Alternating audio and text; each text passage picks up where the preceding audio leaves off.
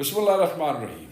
سب سے پہلے مینڈیٹ چوروں کی گدڑ بھبکیوں کو جوتے کی نوک پر رکھ کر باہر نکلنے اور ڈی چوک میں بڑی تعداد میں پہنچنے پر تحریک انصاف کے ہر کارکن اور لاکھوں پاکستانیوں کا میں شکریہ ادا کرتا ہوں۔ آپ نے ہر لحاظ سے ایک تاریخ رقم کی ہے اور 8 فروری کے بعد 4 اکتوبر کو ٹاؤٹوں اور مہروں کو ان کی حیثیت اور اوقات یاد دلائی۔ جنگل رات کا گماشتہ پورے اسلام آباد کو بند کر کے اور کنٹینرز کی فصیلیں قائم کر کے ایک روز قبل میڈیا پر دھمکیاں دے رہا تھا کہ ڈی چوک میں کسی پرندے کو بھی پر مارنے کی اجازت نہیں دیں گے، مگر پوری دنیا نے دیکھا کہ تحریک انصاف کے کارکن اور عوام نے کٹھ پتلی راج کی رونتوں کو خاک میں ملایا اور ایک انسانی سمندر کی صورت میں ظلم، جبر، فسطائیت، سفاکیت اور رکاوٹوں کے طویل سلسلوں کو عبور کر کے اور لاٹھی، آنسو گیس، حتیٰ کہ گولیوں کی بچھاڑ کا سامنا کر کے ڈی چوک پہنچے اور کپتان کی کال پر لبیک کہا اور کہہ کر دنیا کو بتایا کہ اس ملک میں سکہ قیدی نمبر 804 کا چلتا ہے، جو عوامی راج کی معتبر ترین علامت اور عوام کے اعتماد، ان کی محبتوں، ان کے حقیقی مینڈیٹ کا بلا شرکت غیر کسٹوڈین ہے۔ اس پرامن احتجاج کی نہایت جرت، حوصلے اور ہمت سے قیادت پر وزیر اعلیٰ پختونخوا علی امین گنڈا پور تحصیل کے مستحق ہیں۔ انہوں نے بطور صوبائی صدر تحریک انصاف جس محنت اور کاوش سے اس پورے احتجاج کو پہلے منظم پھر قیادت کی پھر اس کو قیادت فراہم کی، وہ قابل اعتراف ہے۔ علی امین گنڈا پور نے لاکھوں افراد کے قافلے کی صف اول میں کھڑے ہو کر قیادت اور کم و بیش 30 گھنٹے تک زہریلی gas, rubber bullets, street fire, بدترین مار پیٹ کو برداشت کیا اور کنٹینرز کی اہلی فصیلوں اور راستے میں کھودی گئی خندقوں کو عبور کر کے ڈی چوک کی جانب پیش قدمی ہی نہیں کی، بلکہ اعلان کے مطابق شرنگیزی اور فساد پر آمادہ فسطائی سرکار کے عزائم خاک میں ملا کر ڈی چوک میں احتجاج کے طے شدہ مقام پر پہنچے۔ آپ کی اس فتح و کامیابی نے مینڈیٹ چوروں، سیاسی ٹاؤٹس کو اور ان کے اکاؤں کے پیروں کے نیچے سے زمین کو اتنا گرم کیا، بے حد گرم کیا، اور انہوں نے آپ کی فتح کو ننگی بدماشی اور چال بازیوں کے ذریعے شکست میں بدلنے کی اپنی کوششوں میں مزید شدت پیش کر دی۔ عوام کی جس سونامی کو وہ پولیس، رینجرز اور لاتعداد انتظامی ہتھ کنڈوں سے نہ روک پائے، اس کے اثرات کی شدت میں کمی اور اپنی شرمندگی چھپانے کے لیے پروپیگنڈا اور کنفیوژن کے اسی ہتھیار کو استعمال کیا گیا جو مدت سے یہ استعمال کرتے آئے ہیں۔ اس کے ساتھ وہ لڑائی جو محض پرامن احتجاج تک محدود تھی، اس کے دائرے کو بڑھا دیا گیا اور وفاق کے حاکم غنڈوں نے ایک صوبے کی حرمت، مینڈیٹ اور کروڑوں پختونوں کے گھر پر مسلح لشکر کشی کر کے پرامن احتجاج کو 9 مئی کی طرح اشتعال اور انتشار کی نظر کرنے اور بدامنی اور فساد کے ایک نئے منصوبے کی راہ ہموار کرنے کی کوشش کی، جسے کامیابی سے ناکام بنا دیا گیا۔ شکست کی ذلت چاٹنے اور اپنے انجام کو نہایت قریب سے دیکھنے والے بزدلوں نے ڈی چوک میں آپ کی فتح کا بدلہ اڈیالہ میں ان کی گرفت میں قید عمران خان سے لینے جیسی گھٹیا حرکت کی۔ تمام قانونی تقاضوں اور بنیادی حقوق پامال کرتے ہوئے ان نیچ حکمرانوں نے عمران خان کو قید تنہائی میں ڈال دیا۔ ان کی ملاقاتوں پر ماورائے قانون پابندی لگا دی گئی، جسے ہم اب عدالت میں چیلنج کر چکے ہیں۔ عمران خان اور علی امین گنڈا پور سمیت تمام قائدین پر بغاوت کے مقدمے قائم کر دیے، جو جھوٹے ہیں، جعلی ہیں، ختم ہو جائیں گے۔ وزارت عظمیٰ پر بیٹھا مسخرہ وفاق پر حملے کی بات کر رہا ہے، جبکہ سرکاری جوکروں کا پورا گروہ طرح طرح کی افواہیں اور من گھڑت بیانوں کی گرد اڑا کر ہماری اور قوم کی آنکھوں میں دھول جھونکنے کی کوشش میں مصروف ہے۔ یہ قوم کو بتائیں، کیا اپنے اقتدار کے لیے انہوں نے دستور اور جمہوریت سے غداری کی قیمت وصول نہیں کی؟ کیا 8 فروری کی مینڈیٹ چوری میں سہولت کاری اور اس کے بینیفیشریز بن کر انہوں نے ووٹ کی عزت کا جنازہ نہیں نکالا تھا؟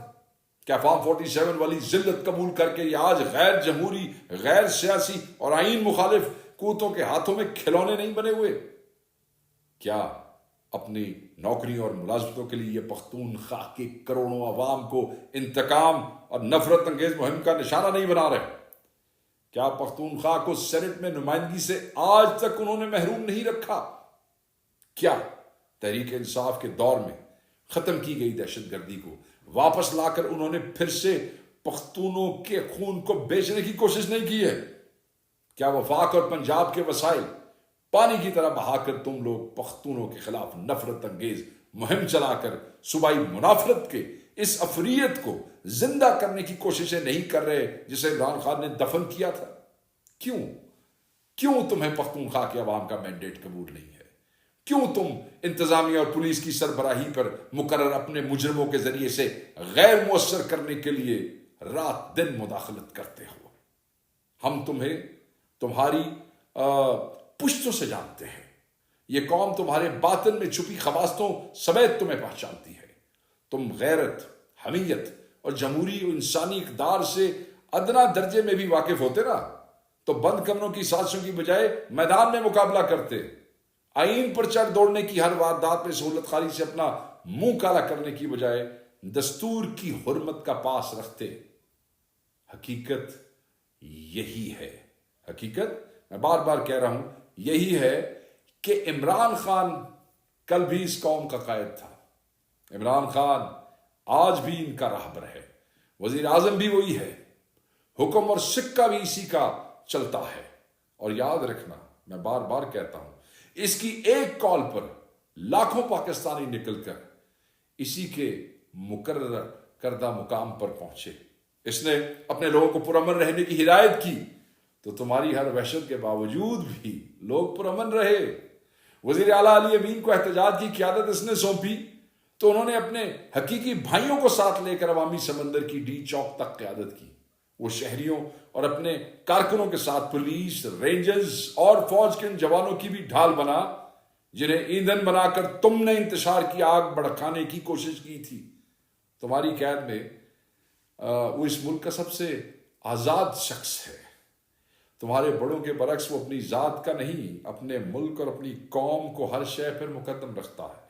آئین اور قانون کی حکمرانی پر اس کا ایمان تمہاری سلامتی اور خوش قسمتی کا وسیلہ ہے. وہ پرامن سیاسی سرگرمی اور اظہار و بیان سے تمہیں اصلاح کی راہ دکھلاتا ہے اور عوام کو غیظ و غضب کی راہ پر ڈالنے کی بجائے انہیں صبر و ضبط اور قانون کے احترام کی تلقین کرتا ہے. وگرنہ تمہاری اوقات ایسی نہیں کہ 24 کروڑ عوام کا تم سامنا کر سکو. شرم کرو اور باز آؤ اپنی فریب کاریوں سے، سازشوں سے، آئین اور جمہوریت پر حملوں سے. بند کرو یہ ترامیم کا ڈرامہ اور اس کی آڑ میں ملک کو اس ایکسٹینشن گینگ کی چراگاہ بنانے کی جو کوششیں تم کر رہے ہو. کسی بے غیرت شخص کے علاوہ کون ہے جو پارلیمنٹ کی کارروائی پر قابو پانے کے لیے ارکان پارلیمنٹ کو اغوا کرتا ہے؟ جب اس سے بے حمیت کون ہے جو اس گھٹیا عمل کے ذریعے اپنی نوکری میں توسیع کا لالچ کرتا ہے؟ اسپیکر قومی اسمبلی مجرموں کا اعلی کار نہ بنے اور اس باب میں اپنے وجود کا احساس دلوائے، اگرچہ اس سے اس کی امید نہیں. وہ انہی میں سے ایک اور انہی کے مفاد کا محافظ ہے. پاکستان تحریک انصاف بہرحال اپنے قائد کی منشا کے مطابق پرامن احتجاج، آئین و قانون کے دائرے میں رہ کر پرامن مزاحمت کا سلسلہ آگے بڑھائے گی اور ہر قیمت پر بڑھائے گی، اور اس سے میں کوئی نہیں روک سکتا. یہ ہمارا آئینی حق ہے. چنانچہ سیاسی کمیٹی نے متفقہ طور پر فیصلہ کیا ہے کہ 11 اکتوبر کو ملتان اور ساہیوال میں پرامن مگر ریکارڈ ساز احتجاج کیا جائے گا. 12 اکتوبر کو گوجرانوالا اور سرگودا میں پرامن احتجاج کیا جائے گا. 13 اکتوبر کو ڈیرہ غازی خان ڈویژن کے عوام اپنے قائد کی آواز پر نکلیں گے، جبکہ 14 اکتوبر کو ایک مرتبہ پھر لاہور اور فیصل آباد میں مینڈیٹ چور ہو اور دستور پر حملہ آور منصوبہ سازوں کو عوام اپنا فیصلہ سنائیں گے، عوامی طاقت سنائیں گے. اس کے بعد پاکستان تحریک انصاف کی پولیٹیکل کمیٹی اہم اجلاس منعقد کرے گی اور اسلام آباد کے لیے پرامن احتجاج کا پروگرام جاری کیا جائے گا. عزیز کارکنان، ریاستی شرانگیزیوں یا جبر و فسطائیت کا رواں سلسلہ نیا ہے، نہ ان کی بدماشیوں سے ہم نہ واقف ہیں. گزشتہ 2.5 برس کے دوران ہم نے اپنے قائد کی قیادت میں ان کی وحشتوں کا ہر روز ہر محاذ پر مقابلہ کیا. کپتان ہمیں کہا کرتے ہیں کہ ہارتا وہ ہے جو شکست قبول کر لیتا ہے. ہمیں منزل کو پانا ہے. ہم میں سے مایوس وہ ہو جس نے حقیقی آزادی کی بجائے کسی اور شے کو اپنی منزل بنایا. ہمارا کپتان پر امید ہے. وہ ظالموں کے سرکاری لشکروں کے مقابلے میں تنہا کھڑا ہے اور ہمیں عزیمت اور آزادی کی راہ دکھلا رہا ہے. جب وہ حقیقی آزادی سے کم کسی شے کو قبول کرنے پر آمادہ نہیں اور آخری گیند تک لڑنے کا اعلان کیے ہوئے ہے تو ہمارے قدم بیچ سفر میں کیسے ڈگمگا سکتے ہیں؟ ہم وسوسوں کو اپنے دلوں میں کیسے جگہ دے سکتے ہیں؟ ہم نے ظاہری اور باطنی شیاطین کی چالوں میں الجھنے کی بجائے منزل پر نگاہیں مرکوز رکھنی اور پیش قدمی کو جاری رکھنا ہے۔ شہباز شریف تو شاہی کچھ نہیں ہے، ہم نے اس کے بڑے اور اس کے بھی بڑوں سے مادر وطن کو آزاد کروانا ہے۔ یاد رکھیے گا، چیری بلاسم کو ہمارا یہی پیغام ہے کہ پنجاب کے ڈاکو رانی کے ساتھ مل کر اپنے انجام کے حوالے سے منصوبہ بندی بر وقت مکمل کر لیں۔ فرار کی راہوں پر اس مرتبہ جنرل قمر جاوید باجوہ کے نہیں، عوام کے پہرے ہوں گے، اور یہ بڑی نوٹ کرنے والی بات ہے آپ کے لیے۔ عمران خان زندہ باد، پاکستان پائندہ باد۔